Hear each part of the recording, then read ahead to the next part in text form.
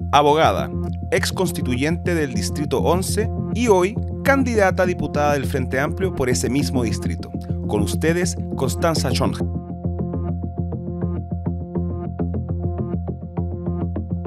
Hola, ¿cómo están? Bienvenidos a un nuevo capítulo acá de Discrepemos. No sé qué número de capítulo llevamos, pero solo sé que lo han visto muchas personas de este programa. Estoy muy contento por las miles de reproducciones, los millones de reproducciones en redes sociales.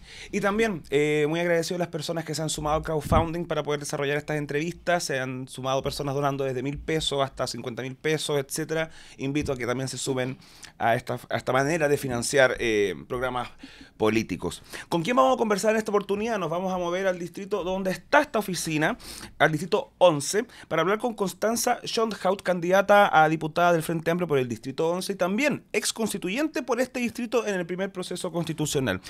Constanza, ¿cómo estáis? Muy bien, ¿cómo estás tú? Un poco gripado, ¿Gripado? entre gripado pero... y alergia. Ojalá sea más alergia que gripado, Es más porque alergia. estamos aquí... Sí, no, es más alergia, no te preocupes. Aparte que yo vivo en Provi, donde está el Festival del Plátano Oriental. Ah, sí. Y el alcalde Belolio, que creo yo en una buena decisión, está cortando varios plátanos orientales para reemplazarlos por otros árboles. Al momento de cortarlos, igual como que salen todas las esporas. Sí. Justo donde yo vivo, entonces en realidad ha sido un poco tortuoso. Pero fuera de eso... Son preciosos, pero para los alérgicos. No, linda la primavera, la prima alergia.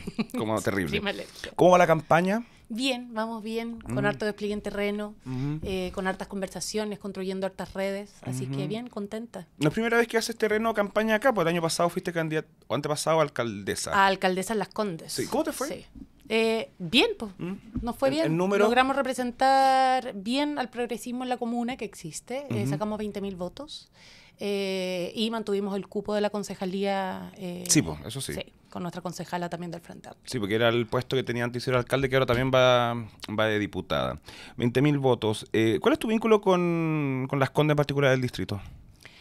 Bueno, ahí viví buena parte de mi historia. Fui ahí estudié en el colegio municipal, en el San Francisco del Alba. Ah, perfecto. Sí, viví siempre, bueno, viví en varios lados, pero siempre en el sector de Colón con Paul Harris, Colón 9000, Okay. Ahí Vitalapoquindo, todo ese sector, en los condominios que hay por ahí.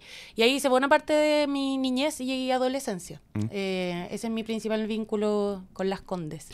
Oye, pero esta pregunta va a sonar extraña, pero ¿cómo es estudiar en un colegio público en Las Condes? Mira, yo creo que, o sea, bueno, parte de mi interés, yo creo que se fue gestando en la política, tiene que ver con que me tocó vivir en una comuna con muchos recursos. Sí, una rica. Sí, una de las más ricas de Chile. La segunda, tercera, creo. Sí, dentro de las otras Obvio, que están obvio, ahí mismo, sí. Que están al lado. Pero donde se viven muchos contrastes, y creo que a mí me tocó desde el estudio en un colegio municipal y desde el sector en el que viví, donde vivíamos esos contrastes. O sea, tú ves desde Paul Harris hacia arriba, digamos, cómo aumentan los puntos del PIB. No, los metrajes de las casas. Claro. ¿No? Y de Paul Harris para abajo, cómo empieza Cambia. sectores populares, muy populares. El sector Colón. En el sector Colón, Colón Oriente, Colón 9000. Y en el colegio municipal pasa un poco lo mismo. O sea, van todos los estudiantes que no pueden pagar un colegio privado, pero además yo creo que se juntó mucho con la crisis económica, que también llegaron muchos estudiantes que venían de colegios privados. Ah, dale. Sí, entonces ahí mismo dentro del colegio tenía esos contrastes y se daba cuenta de muchas veces, digamos, las brechas que existen en materia educacional cuando hay una educación para algunos y para otros. ¿Consideras buena la educación que recibiste? Mira, yo, o sea, sí, creo que dentro de los colegios municipales Las Condes tenía la virtud de poder invertir más. Claro. Y eso evidentemente le dio mejores capacidades de estudio, pero también, digamos, era un colegio que replicaba algunas dinámicas de segregación. Hay una anécdota que me quedó muy grabada en mi cabeza, como en octavo básico, que teníamos orientación, como una hora de orientación. Desorientación en general en los colegios, pero bueno. Bueno, y nos dijeron que nos iban a llevar a ver los colegios técnicos profesionales y recuerdo exactamente la frase de la profesora que dijo, y chiquillos, este colegio no está hecho para que la mayoría de ustedes entre a la universidad. Ah, qué lindo. Así que no le hagan gastar plata a sus papás en los preuniversitarios y vamos a ver otras alternativas. Y para mí fue dramático porque yo en octavo quería ser médico. Entonces, como yo levanté la mano y dije, pero yo sí quiero. Y efectivamente, bueno, un poco cómo se va reproduciendo esas lógicas, ¿no? Imagínate, no me imagino que se diga eso en un colegio privado. Es que bueno, hay un punto ahí bien importante y me acuerdo que fue muy bien reflejado en la serie El Reemplazante, que es que esto de los liceos técnicos, las capacitaciones técnicas o los institutos técnicos siempre se promueven a particulares subvencionados, a liceos públicos como la opción. Nunca se ha incentivado a colegios privados a que alguien ahí pueda desarrollar una carrera técnica, porque parece que ser de carrera técnica no es ABC1, parece que no da estatus, y yo encuentro que eso es un error. Sobre todo en los tiempos que vivimos, donde tenemos que Claro, pensar en cómo como... vamos diversificando nuestros mercados y nos adaptamos a la inteligencia artificial, a la Exacto. economía, etcétera. De hecho, yo creo que hay una desproporción negativa en cuanto a la cantidad de universitarios que tenemos en Chile, profesionales universitarios, versus la cantidad de técnicos que necesitamos. ¿Cachai? Ahí eso es triste porque sigue pasando hasta el día de hoy. Como, este es un liceo, no una carrera técnica porque no te da. Como que no te da la plata, no te da nada, ¿cachai? Sí, pues, es que principalmente porque los colegios públicos, sobre todo en aquellos que tienen menos recursos, es mucho más difícil entrar a la universidad, porque al final siempre supimos que la PSU en su momento, que es lo que me tocó dar a mí, te medía harto cómo había sido tu educación. Calzaba, sí, y no sé, en mi colegio, por ejemplo, los que logramos entrar a la universidad, tampoco fuimos tantos de mi generación, que éramos 45 por 3, como 150. Y yo creo que yo pude hacerlo porque me gané una beca para el preuniversitario. Una beca del municipio. Y mi primer facsímil fue de 400 puntos. Y después del preuniversitario, bueno, lo subí a 700, entré finalmente a bachillerato. ¿Y entraste a Derecho? No, entré a bachillerato en la Chile. Y de ahí pasaste a Derecho. Ya, bueno.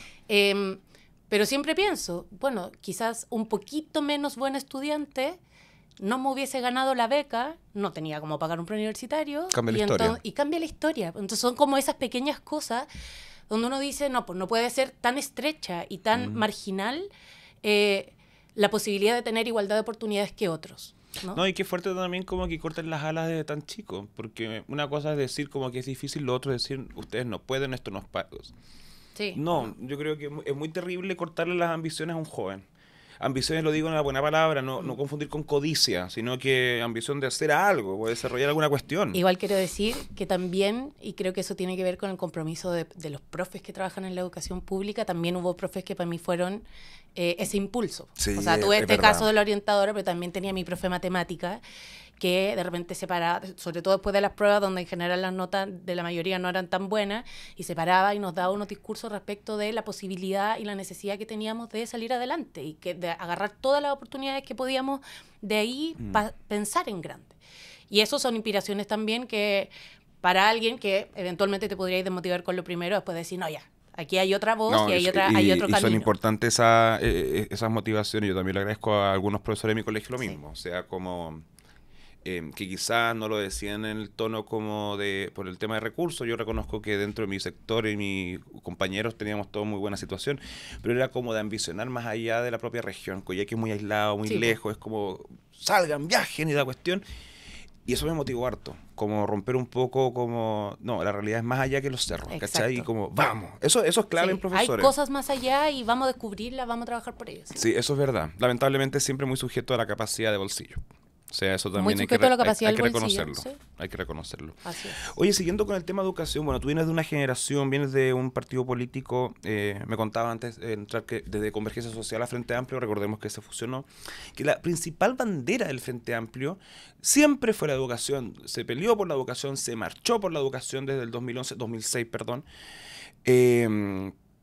Y he visto malos resultados de la educación ahora con el gobierno ya en turno, viendo resultados CIMSE, problemas a veces con la PAE, para qué hablar de ciertos liceos emblemáticos que no sé por qué siguen jugando una guerra civil que nadie está jugando. ¿Qué pasó ahí con el relato del Frente Amplio, del dicho al hecho, de ser oposición a ser gobierno, a implementar tal vez esas cosas que exigían desde la calle?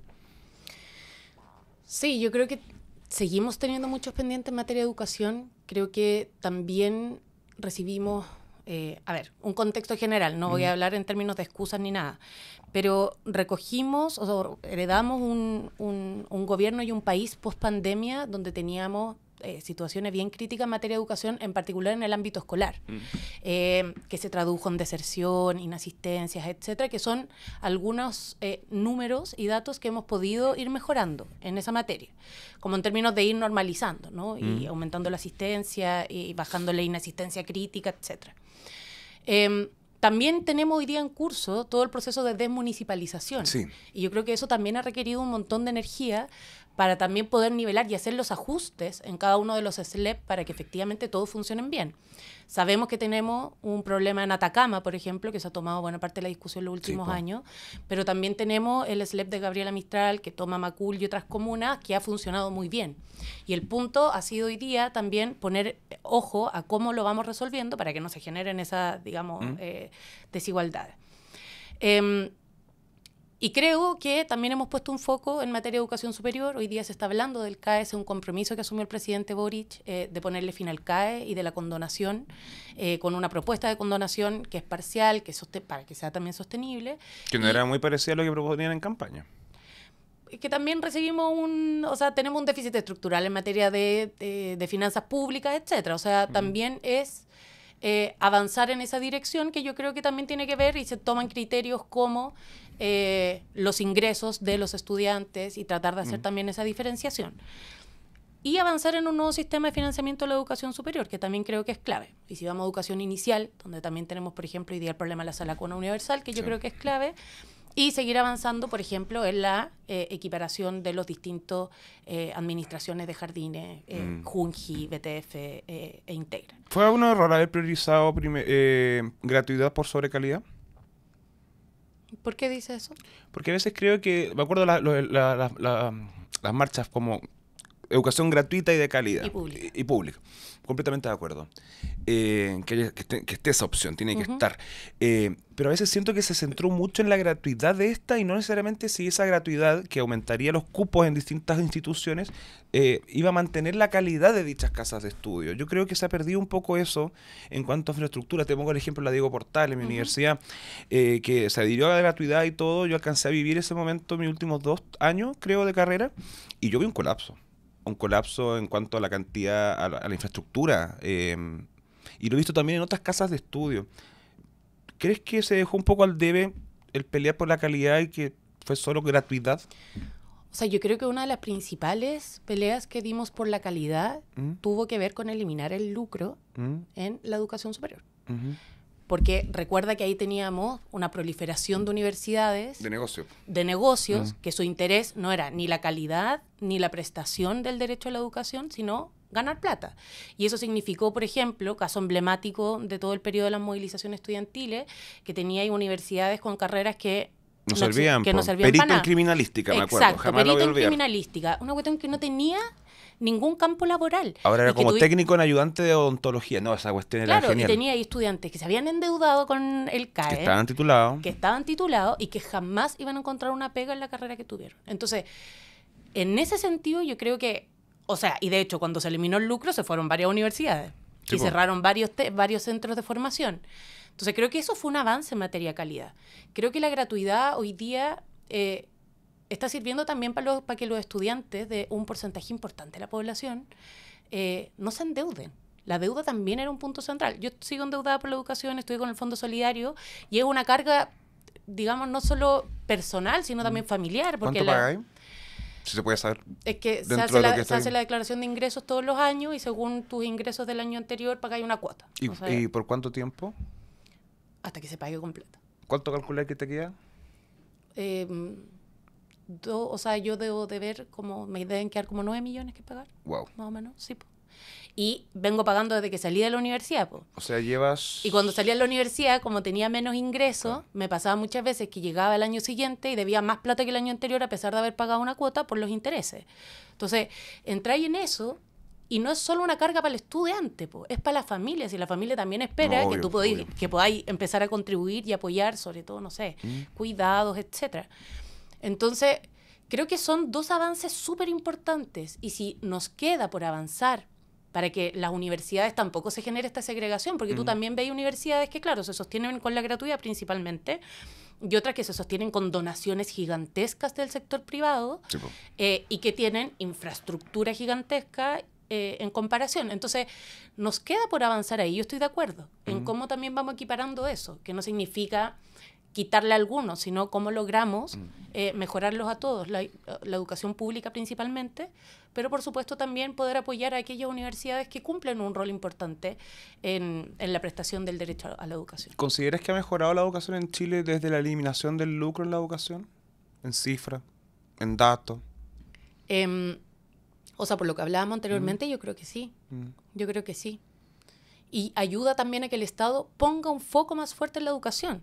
Porque en la medida en que también cambiamos la lógica de la educación no es un bien de mercado, es un derecho social, también obliga al Estado a tomar un rol protagónico. ¿Y el Estado, liderado por el presidente Gabriel Boric, ha tomado ese rol protagónico? Porque a veces que siento que lo ha tomado más protagónicamente siendo oposición.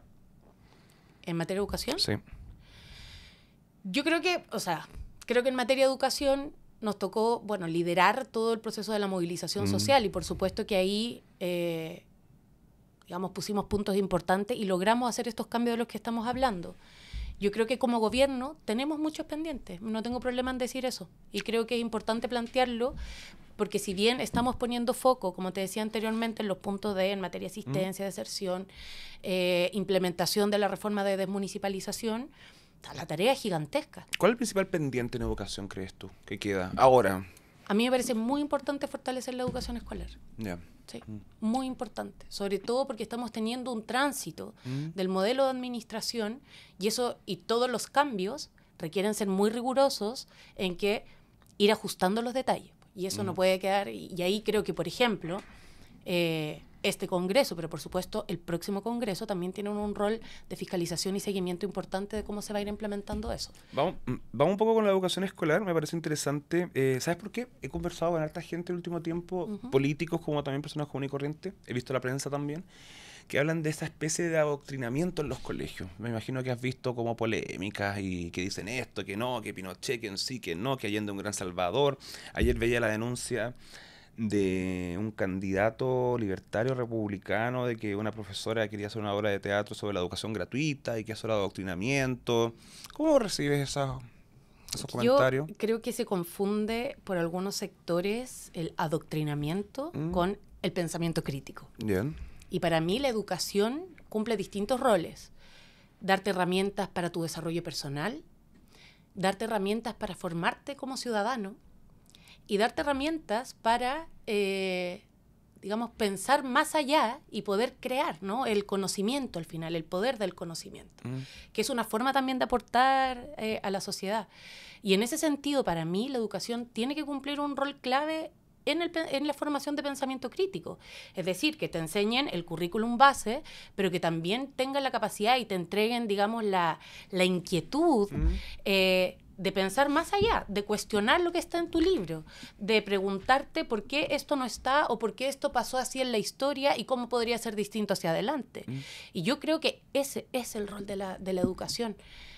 Me parece, y para mí eso no es adoctrinamiento. ¿Cuáles son los límites, por ejemplo, para entender qué es entregar pensamiento crítico, mejor dicho, contextos para desarrollar el pensamiento crítico, a llegar a adoctrinamiento? Porque a veces también puede haber un punto de que, tomemos el ejemplo de esta obra de teatro, de la educación gratuita, de la cuestión. Yo en lo personal no encuentro nada de malo, si es que eso viene complementado. O sea, porque además hay educación gratuita. Claro, o sea, pero era enfocado como en las marchas, como en cómo se gestó. A mí me parece bien que si es que se desarrolla después de eso un pensamiento, una discusión sobre el tema, salvo que ese sea el único punto de vista. ¿Cachai? Yo creo que ahí puede haber un tema. O sea, pero es que ese caso, el caso que me estás poniendo, igual es una reconstrucción histórica. Sí, no, yo lo tomo también así. La cosa Sí. es que tampoco se tome tal vez como verdad absoluta o que venga acompañado tal vez de una discusión de a veces ver debilidades, de a veces ver cuestiones. Yo estoy de acuerdo con la interpretación histórica. A mí me parece que es clave que en esos espacios efectivamente puedas hacer los contrapuntos. O sea, había una lucha por esto porque había otro tipo de pensamiento. Y ahí pueden surgir estudiantes que te digan, mira, sabes que en mi casa están en contra de esto porque bla. Ok, conversemos de eso. ¿Alguien más piensa así? Y yo creo que dar esos espacios de conversación son que es clave. enriquecedor. Y de hecho, mira, a propósito que nombraste el CIMSE, yo el semestre pasado estuve trabajando en una ONG que aborda derechos humanos y justicia de género, y nos invitaron a ser parte de una mesa técnica del Ministerio de Educación A propósito de estas brechas en el CIMSE, donde, Vale. donde las niñas tienen peores resultados en matemáticas es verdad. y los hombres tienen peores resultados en lenguaje. Es que la mujer no se tiene que meter en matemáticas, dicen algunos. Ni en las ciencias. Ni en la ciencia. El hombre no tiene por qué hablar bien, escribir bien, Ni leer. porque es un macho alfa, heterobásico. Bueno. Exacto. Y en esa discusión, por ejemplo, algo interesante que surgió es la importancia de fortalecer la comunidad educativa. ¿Ya? Y entendiendo la comunidad educativa, por supuesto, los estudiantes, los profesores, los funcionarios y también las familias. Y poder generar espacios donde se conversa entre todos. Esto era a propósito además de respecto a la convivencia, ¿no? Que también es un tema que se está abordando harto. Y que desde ahí podamos ir generando puntos comunes. Creo que lo que sí o sí tienen que promover en todos lados es el respeto por las opiniones, pero eso también se da en la discusión y en el debate. Mira, ayer, por poner otro ejemplo, esto un poquito más por el lado, pero ayer estuvimos en un debate en la Universidad del Desarrollo. Sí, te vi. ¿Sí? Te vi ahí en una historia, me apareciste. Sí. Y a propósito de una pregunta que nos hicieron, porque decían, bueno, en el distrito hay opiniones muy divergentes, ¿no? Yo decía, bueno, efectivamente pareciera que los debates entre posturas distintas, que más allá del Congreso, solo se dan en periodo de campaña. Sí, pues. ¿Y por qué no lo seguimos dando después? Yo comparto eso. Deberían haber más espacios como de seguir discutiendo, Sí, no peleando, ¿cachai? Exacto, y que los diputados de los distintos partidos convoquemos a nuestros votantes a dar una conversación. ¿Por qué estamos hablando respecto de pensiones en esto y en esto otro? Quizás nos convencemos algunos y otros. Si la política no es solo convencer, es también estar disponible a ser convencido. Totalmente. Y creo que eso es algo que también nos falta ir promoviendo. Oye, vamos un poco como hablaste de pensamientos, hablaste de puntos de vista. Uh-huh.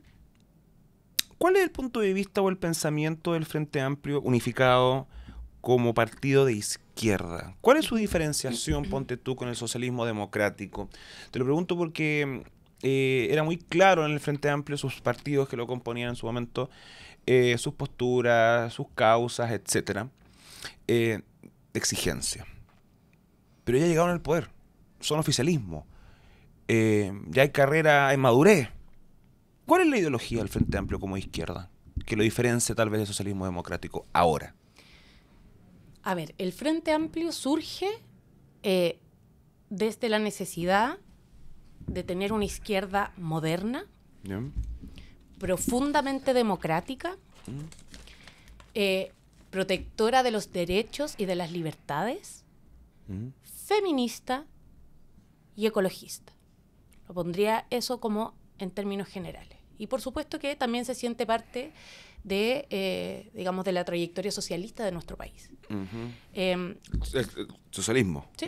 Ya. ¿Sí? ¿Es marxista el Frente Amplio? No están nuestros principios. Ok. Sí. Y pueden ver los principios ahí en la página que están desarrollados y que creo que es interesante, porque también es importante que el proceso de formación del Frente Amplio ha sido largo y ha sido un proceso permanente de convergencias. Sí, entonces también es un partido que ha estado constantemente en formación.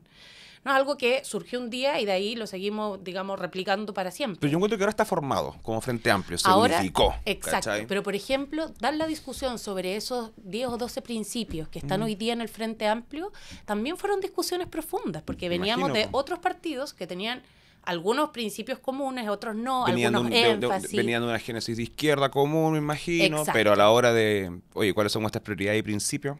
Me imagino que haber sido entretenido. Exacto, y ahí, bueno, ¿dónde se ponen los énfasis? ¿Cómo lo explicamos? ¿Cómo los desarrollamos?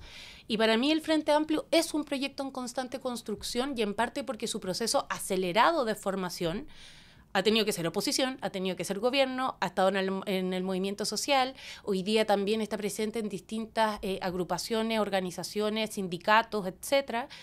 O sea, es como la Sagrada Familia, que nunca se para de construir. Puede ser. Es que a mí me gusta pensar también que un proyecto de izquierda nunca llega a término, porque está pensando en cómo la gente puede vivir mejor. Y creo que para eso siempre vamos a ir descubriendo nuevas herramientas. Para eso tenemos que ir adaptándonos también a los escenarios en los que tenemos. O sea, hoy día tenemos a Trump, tenemos Gaza, tenemos Ucrania, que son todos elementos que también afectan nuestra realidad. Obvio. Entonces, pensar que uno cierra el proyecto, le pone candado y después tiene que ir replicándolo así acríticamente, A mí esa izquierda no me hace sentido. Y por eso es que también nos planteamos como una izquierda moderna, que es capaz de ir pensando también en clave siglo XXI. Vamos con ese punto, porque mencionaste que izquierda moderna, democrática, ecologista y feminista. Izquierda moderna, ¿qué debería entender yo como izquierda moderna, además de interpretar que el socialismo democrático podría ser una izquierda antigua? A ver, yo creo que una izquierda moderna, yo creo que lo decimos así en gran parte porque nuestra intención ha sido poner sobre la mesa elementos que no estaban tan puestos sobre la mesa por los distintos partidos de izquierda o de centro izquierda. Por ejemplo, el feminismo. Ok, ¿Ya? Izquierda moderna también, en comparación a muchas teorías o doctrinas del siglo XX, donde, por ejemplo, siempre se decía la lucha es, digamos, la prioridad de la opresión es la lucha de clases. Sí, sí. ¿Ya? Y después todo lo demás. Y nosotros dijimos, no, pues aquí hay distintas formas en que se reproducen las desigualdades. Género, clases sociales, en la dimensión socioambiental, ¿no? O sea, ustedes hacen una interpretación de la lucha de clases, por así decirlo, más allá de solo lo monetario, de obrero y jefe, sino que con las diferencias del Mira, sistema yo lo mismo. pondría así. Uno de nuestros ejes fundamentales es la lucha contra la desigualdad. Ok. ¿Ya? Y la desigualdad se reproduce de distintas formas.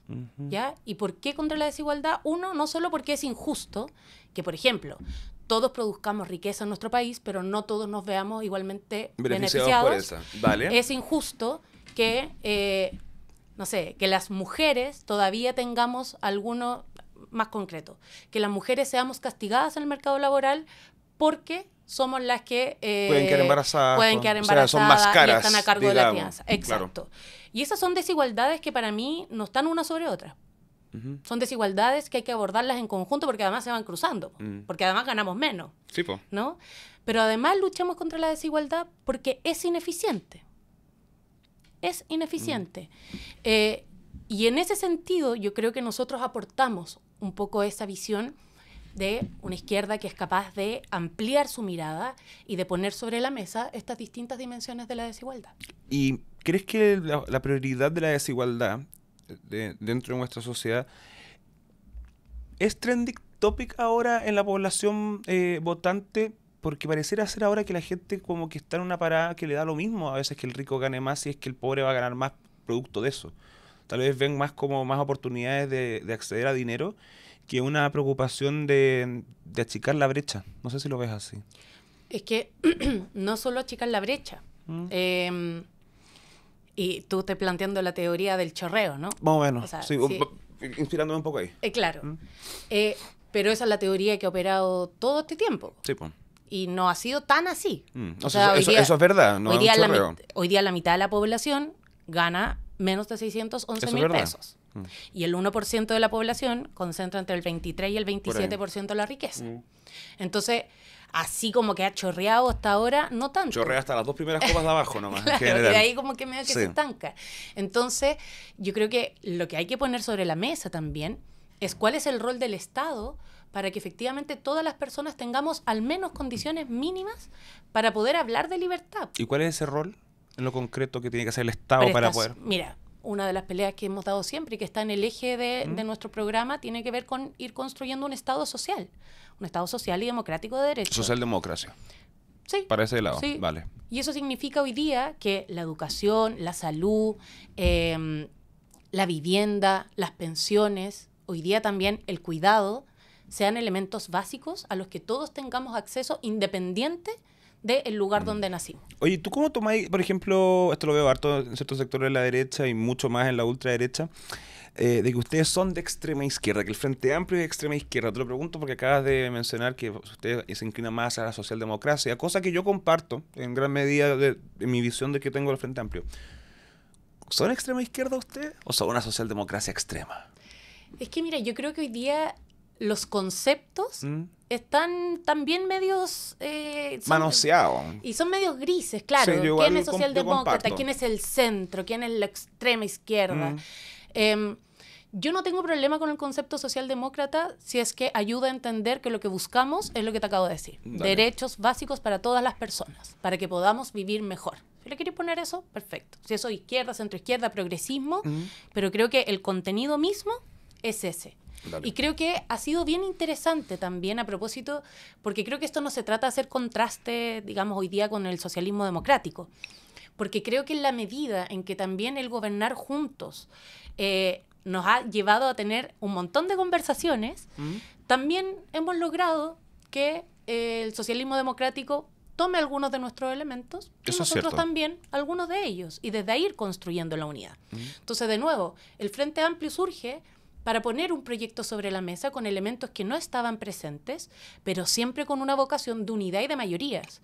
Porque también me parece importante, y por eso no creo que seamos extrema izquierda, que si uno ve el tránsito y las decisiones que ha tomado el Frente Amplio, nunca ha sido para ser una izquierda identitaria y sentarse en el 5% o en el 10%, siempre ha buscado tener e ir construyendo mayorías. Y sabemos que eso, por supuesto, no lo vamos a hacer solo, pero que la construcción de unidad también se da con el debate político y con encontrar esos puntos, y en aquellos donde hay desacuerdo encontrar la forma en que los vamos resolviendo en el tiempo. Hablaste también de ser más democrático, de ser bien democrático. ¿Cómo? ¿Cómo somos más democráticos? Claro. ¿O qué proponen ustedes como para que sean más democráticos en Chile? O sea, lo primero, yo creo que nosotros ponemos el énfasis en que somos una izquierda profundamente democrática, porque también hemos visto las derivadas autoritarias de otras izquierdas en el siglo XX y también hoy día. ¿Hay ¿no? ahora en Chile? ¿Una izquierda autoritaria? Que proponga algo por ese lado. No la identifico Bien. por ahora, pero sí me interesa a mí. ¿Artés no? No conozco tanto el proyecto de Artés. Básicamente nos quiere convertir en Corea del Norte. Bueno, creo que Corea del Norte evidentemente no es una democracia, es un totalitarismo. ¿Pero cómo? Si es la República Democrática de Corea del Norte, según su nombre. Pero bueno, ya. ¿Cómo ustedes buscan esa democracia? Pero lo que voy es eso, porque si te das cuenta, el Frente Amplio, nuestro proyecto, tampoco tiene un símil, o digamos, no tenemos un punto de referencia de otros gobiernos. Entonces, No, pues nosotros no somos es Venezuela, ¿ya? No es, y hemos Menos sido mal. muy claros, por supuesto. Reivindicamos la democracia, así como, qué sé yo, el presidente Salvador Allende construyó la tesis de la vía democrática al socialismo. Que es bien interesante y que creo que en nuestro país No, yo la creo izquierda que ha tendido permanentemente yo en creo ese que camino. es importante hacer esa lectura. Yo sé y tenemos claro que el gobierno del presidente Salvador Allende no terminó bien y podemos discutir infinitamente por Sí. qué terminó, cómo Y lo terminó. discutimos infinitamente cada año. Y me parece bien que se siga Sí, a mí discutiendo también. porque es un quiebre democrático, por algo pasó. ¿Sí? Pero sí, es importante destacar eso, que por mucho que pueda caer mal a alguno y cosas así, Allende intentó hacer un proyecto democrático de algo que en su momento no podía ser democrático. Exactamente, o sea que todas ¿Cachai? las experiencias que se estaban dando Revolución en otros cubana, países eran Revolución revolucionarias, rusa, Unión etcétera. Soviética, anda Y a aquí saber en tú qué Chile otro. la izquierda dijo, no, aquí vamos a ir a ganar las elecciones. Y en ese sentido nosotros somos herederos de esa vocación democrática. Y eso es verdad, o sea, yo creo que eso hay que reconocerlo y eso también ha sido inspiración para el socialismo a nivel mundial. Así es. Ojo, o sea, yo sé que aquí pueden pichulear harto, perdón la palabra, a Salvador Allende y con justa razón incluso, en varias cosas. Pero ojo como con su legado ideológico a nivel mundial, de entender, democratizar la visión socialista de las cosas, eso es muy interesante. Oye, mencionaste también ecologista. Además de firmar el Tratado de Escazú, ¿qué ha sido lo ecologista de este gobierno y el Frente Amplio, el sello ecologista del Frente Amplio? Bueno, cerramos Quintero Puchuncaví. Sí, eso Nos me hicimos acuerdo. cargo de eso. Sí, me acuerdo, eso me acuerdo. Eso es importante. Eso fue una promesa de campaña. Sí, seguimos dando la pelea por la minera Dominga, Sí, muy enfáticamente. sí. ¿No será ¿Ya? excesivo a veces? Yo creo que en este caso no es excesivo. O sea, Pero cumple con todas las exigencias, po. Pero por eso estamos dando la pelea. O sea, creo que hay que ver cuáles son o sea, ha pasado por distintos elementos, o sea, por distintos procedimientos. Si finalmente termina construyéndose, porque estamos en un Estado de Derecho, será. Pero a mí me parece importante que no renunciemos nunca a plantear cuál es el problema de eso, si esto no es una tincada. O sea, a nivel mundial se ve lo que está ocurriendo ahí porque se trata de un espacio de naturaleza que cumple, digamos, con un nivel de diversidad Sí, no sé, eso es cierto. gigantesco, que es punto de referencia a nivel mundial. Pero Entonces, sí, pero si el empresariado cumple con lo que el mismo Estado le exige, no, por eso. O sea, por eso te digo, pero me preguntaste como ecologista en qué sentido. Sí. Estoy diciendo como creo que en ese sentido tenemos convicciones súper claras. De nuevo, ¿se puede avanzar más? Por supuesto. Pero hemos hecho un esfuerzo importante en, no sé, por ejemplo, a propósito de la Estrategia Nacional del Litio, eso también tiene un enfoque de protección del medio ambiente y también está destinado recursos para la investigación alrededor de ello que permita ir fortaleciendo también el ambiente donde se va a estar explotando el litio. Y ese es un enfoque ecologista. Es decir, no solo vamos a abrir un nuevo mercado en esta materia, sino que además vamos a tomar herramientas concretas para ir protegiendo al alrededor. ¿Te gusta la ministra de Medio Ambiente? ¿En qué sentido? Su trabajo en esta materia, en este gobierno. Yo creo que ella ha sido muy coherente con el proyecto y con el programa que hemos empujado. Se ha mantenido. ¿Sí? Se ha mantenido, ha durado todo el gobierno. Yo creo que va a durar todo el gobierno ya. ¿Sí? Si quedan 4 meses, 5 meses, por ahí. Ya no queda nada. No Qué queda heavy. Te pregunto por la ministra porque sí, yo considero que ella ha sido coherente con la línea que propuso el propio gobierno en esta materia. Sin embargo, también han habido muchas críticas en torno a su gestión en frenar proyectos, muchos proyectos, esto de, ¿cómo le llaman? La permisología, bla, bla, bla. ¿Cómo se congenia, cómo se maneja esta lucha en pro del medio ambiente con el desarrollo, con el crecimiento? Porque hay que ceder también en algunas cosas. ¿Cómo se ponen de acuerdo estos puntos? Mira, te lo voy a ligar a propósito de la conversación que teníamos del Frente Amplio. Yo creo que una de las cosas que hemos visto es que todavía el Estado, y yo diría los proyectos políticos, no cuentan con todas las herramientas para poder resolver de manera, digamos, definitiva esta tensión que tú estás hablando. O sea, evidentemente hay una tensión que yo espero que en algún momento deje de serlo, porque necesitamos avanzar, o sea, caminar y mascar chicle. Y creo que en este gobierno hemos logrado ir avanzando en algunos de esos elementos, sobre todo y principalmente a propósito del diálogo. O sea, Quintero Puchuncaví fue una conversación con todos los actores.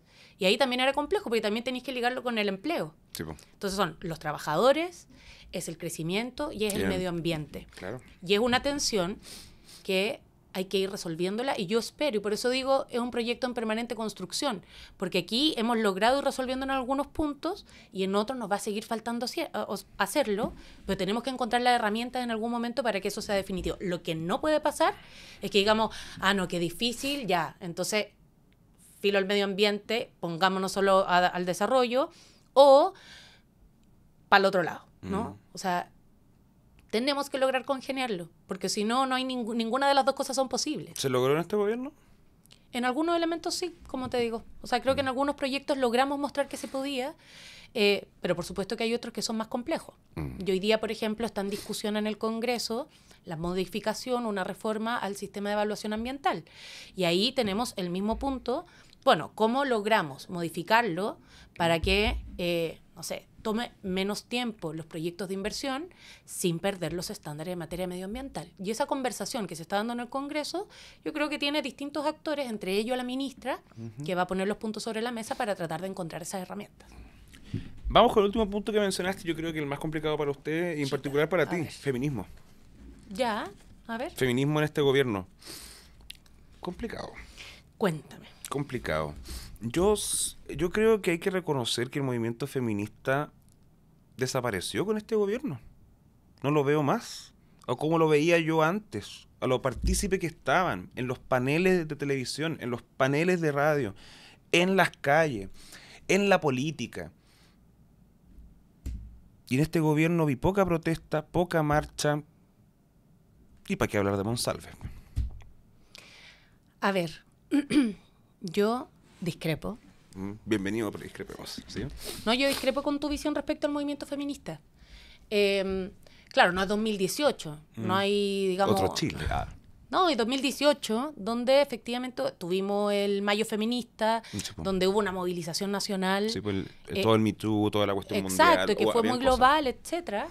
Pero hoy día, por ejemplo, y yo soy parte de la articulación de organizaciones y de frentes feministas de distintos partidos para participar activamente en la discusión del derecho, o sea, de la ley de aborto. Eso no está cero muerto. No, sí, hay campañas comunicacionales, estamos articulándonos también con las organizaciones de ginecólogas, de matronas, para poder llegar con mucha firmeza a plantear nuestra posición y que ese proyecto avance. Y eso es articulación feminista. Entonces, y estamos pensando también cómo vamos a ir enfrentando un escenario donde efectivamente las ideas de extrema derecha, que al menos lo que hemos visto en el mundo, han traído mucho retroceso para los derechos de las mujeres. Hoy día estamos trabajando en eso. Hace poquito, el MEMCH, el movimiento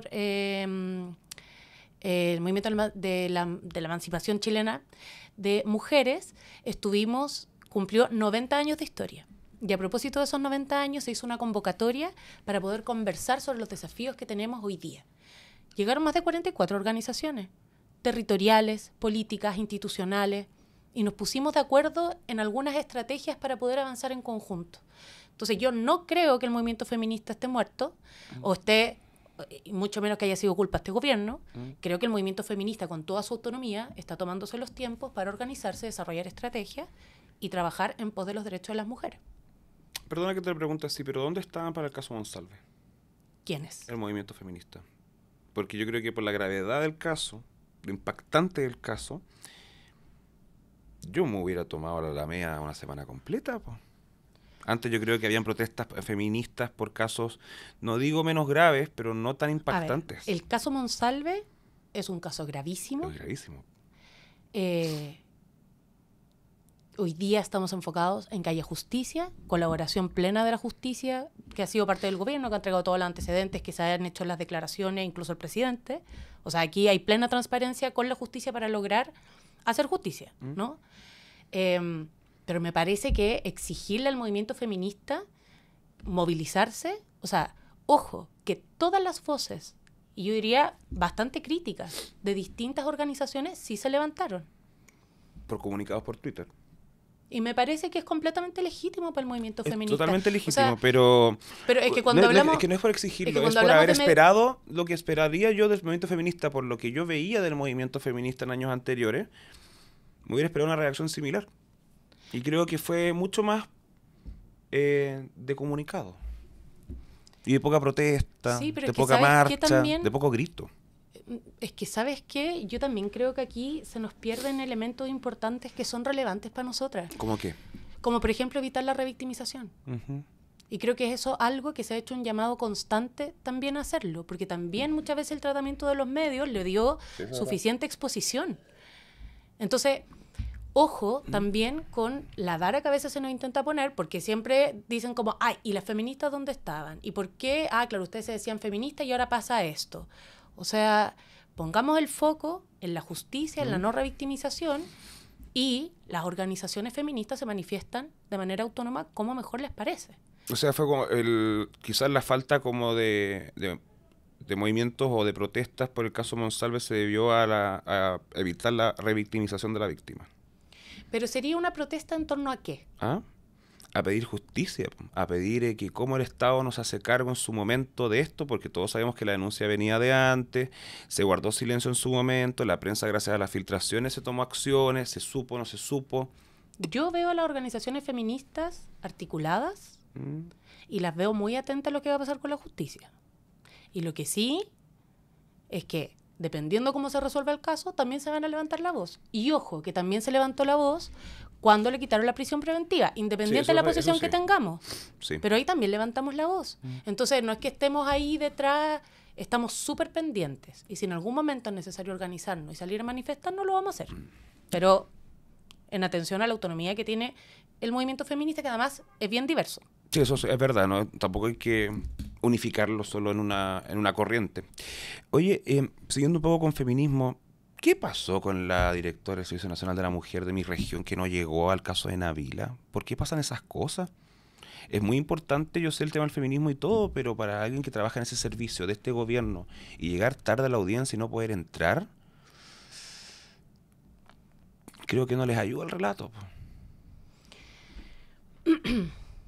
Yo no tengo problema en ser crítica respecto de actos de personas de nuestro gobierno, de autoridades de nuestro gobierno que no actúen en correspondencia con las funciones y la responsabilidad que les corresponde. Pero no creo que eso siempre signifique un cuestionamiento general al compromiso que ha tenido nuestro gobierno con la lucha por la igualdad de las mujeres. Constanza, pasando un poco a otro tema, un poco más fuera de ti tal vez y de tu onda y tu política, esas cosas. Vamos a las elecciones presidenciales. ¿Cómo ves la candidatura de Janet Jara? ¿Queda un mes? Perdóname. ¿Cuánto queda? Prácticamente un mes o menos, un poco menos. Como 3 semanas. ¿Cómo ves la candidatura oficialista, la de Janet Jara? De cara a la primera vuelta. La veo desplegada, la veo con propuestas concretas, la veo con capacidad de liderazgo. Y con un trabajo conjunto con todos los partidos que son parte de su alianza. ¿Hay coordinación dentro de las muchas izquierdas que están detrás de esto? A veces veo un poco de roce entre ellos. Mira, yo creo que, primero, que los partidos sean parte de una coalición no significa que se diluyen los partidos. No, digamos, por supuesto que no. Y por tanto, por supuesto que pueden haber roces, y pueden haber roces respecto del programa, y pueden haber roces respecto de una posición respecto a una contingencia, y eso está todo bien. Pero lo que no puede pasar es que se te vayan descolgando, digamos, claro, y yo creo que eso no ha pasado, y hay un compromiso de todos los partidos, incluyendo la Democracia Cristiana, de estar detrás de esta candidatura, porque sabemos lo que está en juego. Sabemos que podemos seguir avanzando en materias importantes para que Chile pueda vivir mejor y para que le demos mayor progreso, y sabemos también la amenaza que tenemos al frente en atención a posibles retrocesos. Entonces, esa unidad, más allá de los roces, a mí me parece que es una fortaleza. Y dentro del Partido Comunista, yo sé que no es tu partido, pero a veces pasa que Janet Jara dice algo, sale el presidente del partido, secretario general, no, eso no es tan así, no, que esto es lo otro. ¿Les complica mucho que la candidata oficialista sea comunista? A mí me complica más que le salgan siempre a replicar sus declaraciones. Y creo que hay que dejar que Janet Jara, que es hoy día la líder de la coalición, lidere la coalición con tranquilidad. Porque si la estamos cuestionando todo el rato, bueno, por supuesto que termina gastando más tiempo en dar explicaciones sobre las explicaciones en vez de poder hablarle a Chile. Y yo creo que eso es algo que transversalmente hemos planteado. ¿No te pasa que en el Partido Comunista a veces, yo lo veo así, hay una brecha dentro del partido que yo la veo de género y generacional? Como que veo a Lautaro Carmona, al ex secretario general que falleció, y ese círculo como hombres soviéticos del comunismo, y veo a una generación de comunistas, mujeres, Camila Vallejos, Carol Cariola, podría meter a Janet Jara ahí, que responden como a otra visión del comunismo chileno, quizás más actual, postsoviético, más democrático incluso. ¿Cómo se llevan esos grupos? ¿Cómo lo veis tú dentro del Partido Comunista? Bueno, yo no estoy dentro del Partido Comunista. Parte de la coalición, no, ahí, pero me imagino alguna amiga tendrá ahí, no sé. Pero me imagino que, como en todos los partidos y como en todo grupo humano, hay diversidad de posiciones. Y creo que eso es propio también de los tiempos en los que estamos. Donde los desafíos son distintos, donde aparecen nuevos temas, nuevas discusiones, nuevas conversaciones, nuevos escenarios nacionales e internacionales. Entonces, me imagino que existe efectivamente diversidad generacional y diversidad de opinión. En mi opinión, eso es muy legítimo y es sano para, digamos, cualquier espacio que pretende construir un proyecto político. Pues si todos pensamos lo mismo, ¿cómo en qué momento podemos dar soluciones distintas a los problemas que tenemos? Oye, pasando un poco ya a internacional, la política chilena es muy importante, muy entretenida, pero pasan cosas en el mundo que, por supuesto, nos afectan. El Frente Amplio tiene hartas diputadas actualmente en una bancada que se formó, corrígeme si me equivoco con el nombre, de Mujeres por Palestina, creo. Tiene una bancada feminista o femenina, digamos, por Palestina. ¿Tú, salís diputada, te sumarías a esa bancada? Por supuesto.